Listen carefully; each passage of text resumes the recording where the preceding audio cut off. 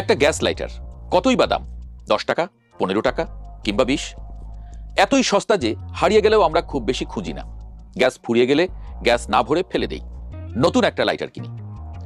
প্লাস্টিকের যে লাইটারটি আমরা ফেলে দিই, হারিয়ে ফেলি কিংবা অযত্নে ছুঁড়ে ফেলি, তা কিন্তু তলে তলে এক বিশাল মাইক্রো অর্থনীতি গড়ে তুলেছে। পৃথিবীর সবাই যেখানে চায় 50% মুনাফা, সেখানে একটা লাইটার থেকে কোনো মতে 1 টাকা লাভ হলেই সেটাকে বিরাট ব্যাপার মনে করা হয়। প্রথমে ছোট্ট এই লাইটারের শরীরের ভেতরটা একটু জানা যাক। দেখতে অতি সাধারণ, কিন্তু বাস্তবে এটা একটা ছোটখাটো প্রেশারাইজড গ্যাস এক্সপ্লোশন ডিভাইস। বলতে পারেন ছোটখাটো একটা বোমা। আপনি হয়তো খেয়াল করেছেন, বিমানে নিষিদ্ধ জিনিসের তালিকায় এই ছোট্ট লাইটারটিও আছে। এর ভেতরে আছে অনেকগুলো ছোট ছোট ইঞ্জিনিয়ারিং, আছে সূক্ষ্মাতি সূক্ষ্ম 30টিরও বেশি যন্ত্রাংশ। এর রাসায়নিক চাপ অর্থাৎ তরল পেট্রোলিয়াম গ্যাস বা এলপিজি এর চাপ সহ্য করার ক্ষমতা থাকতে হবে। আবার একই সাথে একে সেফটি টেস্টেও পাশ করতে হবে।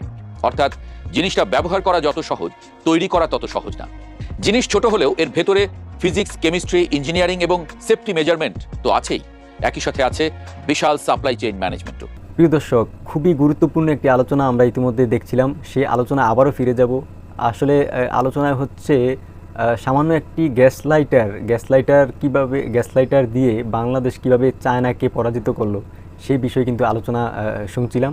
তো সেই আলোচনা আবারও ফিরে যাব এবং আপনাদেরকে বলে নিচ্ছি, দেশ এবং দেশের বাইরে থেকে যারা এই ভিডিওটি দেখছেন, ভিডিওটি অত্যন্ত গুরুত্বপূর্ণ, তাই ভিডিওটি মনোযোগ সহকারে দেখুন আর ভিডিওটিতে একটি লাইক করে দেন।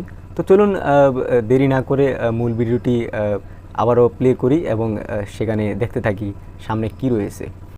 পৃথিবীর সবাই যেখানে চায় 50% মুনাফা, সেখানে একটা লাইটার থেকে কোনো মতে 1 টাকা লাভ হলেই সেটাকে বিরাট ব্যাপার মনে করা হয়। প্রথমে ছোট্ট এই লাইটারের শরীরের ভেতরটা একটু জানা যাক। দেখতে অতি সাধারণ, কিন্তু বাস্তবে এটা একটা ছোটখাটো প্রেশারাইজড গ্যাস এক্সপ্লোশন ডিভাইস। বলতে পারেন ছোটখাটো একটা বোমা।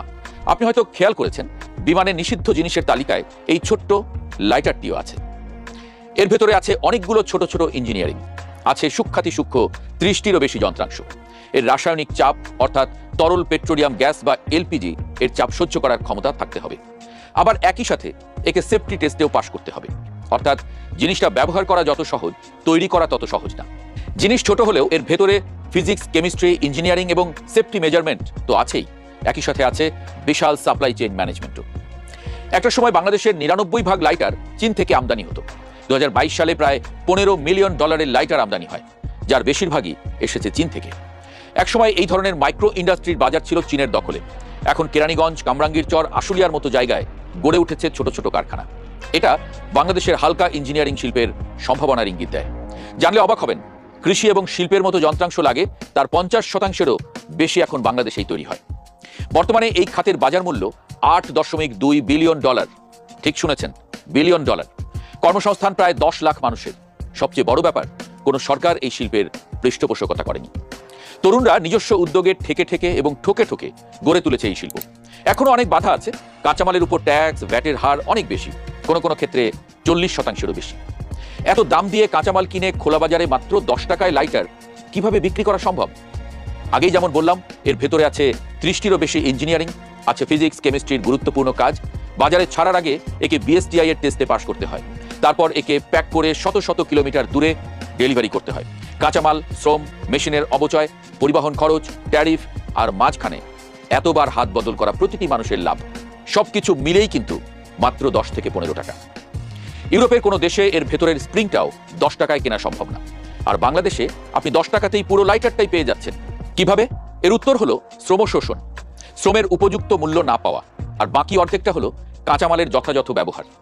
আপনি খেয়াল করে দেখবেন, লাইটারের বডির প্লাস্টিক দিন দিন পাতলা হচ্ছে। মাইক্রো সেন্টিমিটার পুরুত্ব কমিয়ে এক একটা লাইটারে 10 পয়সা খরচ বাঁচানো হয়। লাইটারের ডিজাইন বদলে তাতে 10 পয়সার গ্যাস কম ভরা হয়। স্প্রিংটা আস্তে আস্তে চিকন হচ্ছে। এভাবে এক এক পয়সা বাঁচিয়ে আপনার পকেটে সস্তায় আসে এই লাইটার। পয়সা বাঁচাতে গিয়ে নিরাপত্তার দিকে নজর দেওয়া হয় না, মূল্য দিতে হয় আমাদের শ্রমিকদের। কয়েকদিন আগেই কেরানীগঞ্জের লাইটার কারখানায় আগুন লেগে 6 জন শ্রমিক মারা গেল। কয়েক বছর আগে আশুলিয়ায় এমনই একটা লাইটার কারখানায় আগুন লেগে শ্রমিকের মৃত্যু হয়েছিল। সরকার ক্ষুদ্র উদ্যোক্তাদের জন্য আলাদা শিল্পনগরী করেছে বটে, কিন্তু চাহিদার তুলনায় তা অনেক কম। এর মধ্যে আবার 2030 সালের মধ্যে হালকা শিল্পে রপ্তানির লক্ষ্যমাত্রা ধরা হয়েছে প্রায় $12.5 বিলিয়ন। কিভাবে তা অর্জিত হবে তা সরকারই ভালো বলতে পারবে। প্রবাদ আছে, কাজীর গরু কিতাবে আছে, গোয়ালে নেই।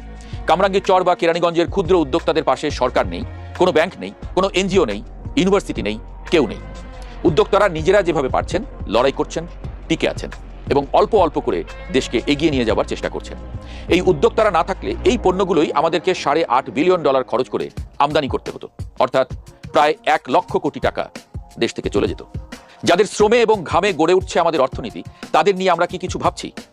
এরপর যখন একটা লাইটার হাতে নেবেন, দেশীয় ক্ষুদ্র উদ্যোক্তাদের কথা একবার মনে করবেন, যারা এই আন্তর্জাতিক অর্থনৈতিক রাজনীতির মধ্যে চীনের মতো মহা পরাশক্তিকে হটিয়ে দেশের বাজারের দখল নিয়েছে।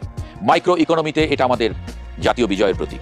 দর্শক, 10 টাকার একটি লাইটার এত গুরুত্বপূর্ণ, আসলে ইতিমধ্যে চীনের সাথে কিন্তু বাজিমাত করেছে। তো এই বিষয়গুলো আমরা তেমনভাবে কিন্তু ভাবিও না কখনো। তো যাই হোক, আসলে খুবই গুরুত্বপূর্ণ একটি ভিডিও দেখছিলাম, খুবই ভালো লাগলো।